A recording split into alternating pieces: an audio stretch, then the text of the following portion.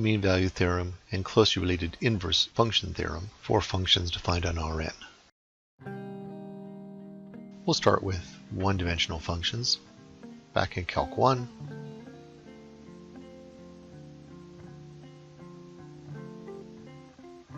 the slope of the line segment is the same as the derivative at some point on the interior.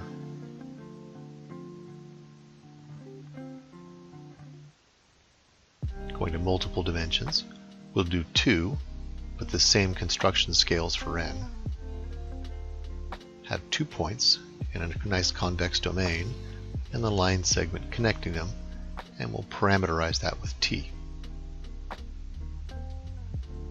Then as a real valued function, writing in terms of components, and the displacement.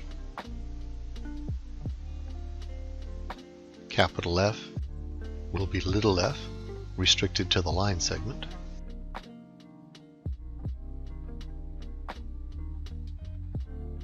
Or writing it in terms of components.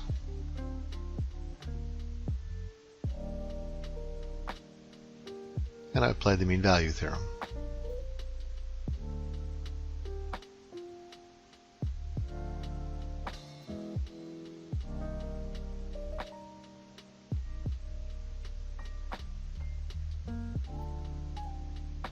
Chain rule.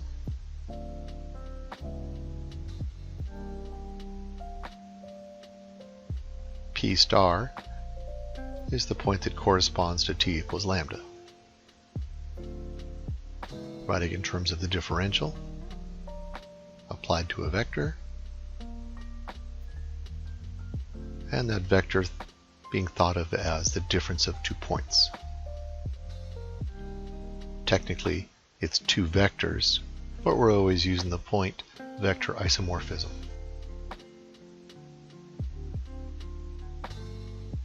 To go from Rn to Rn, or in this case R2 to R2, same setup in the domain, but now we'll have 2 real valued functions. And not surprisingly, we're just going to iterate the construction.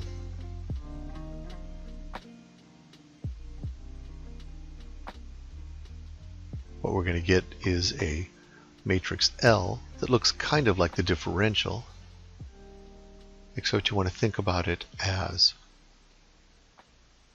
differentials of the components as my rows. P star and Q star are 2 different points on that line segment because I'm applying the mean value theorem to each component.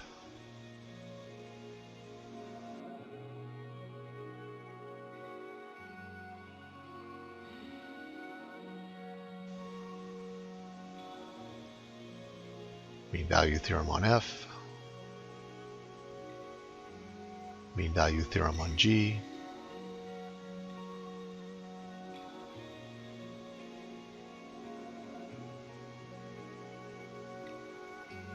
rewrite as a matrix vector product, and then rewriting our displacements as the difference of the points. Now for the inverse function theorem.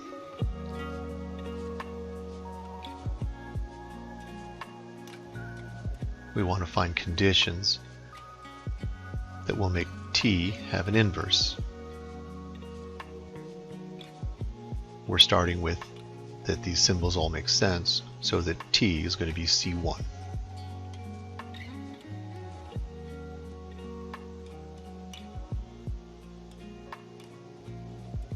Looking at the differential of t at some point, it's a closely related function, but I think of it in terms of vectors instead of components.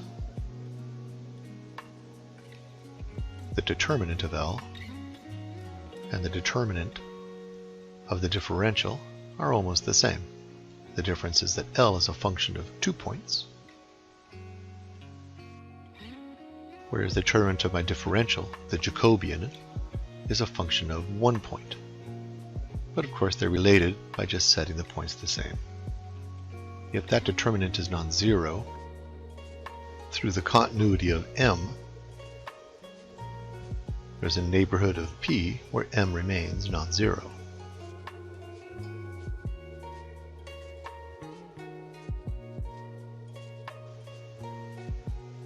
If I can show that T is 1 to 1 in that neighborhood, then T inverse will exist. A continuous function on a compact set has a continuous inverse. Show 1 to 1, I'd look at the range being the same. I want to show that the domain is the same. The range is the same, the difference is 0, apply the mean value theorem, and linearity for L.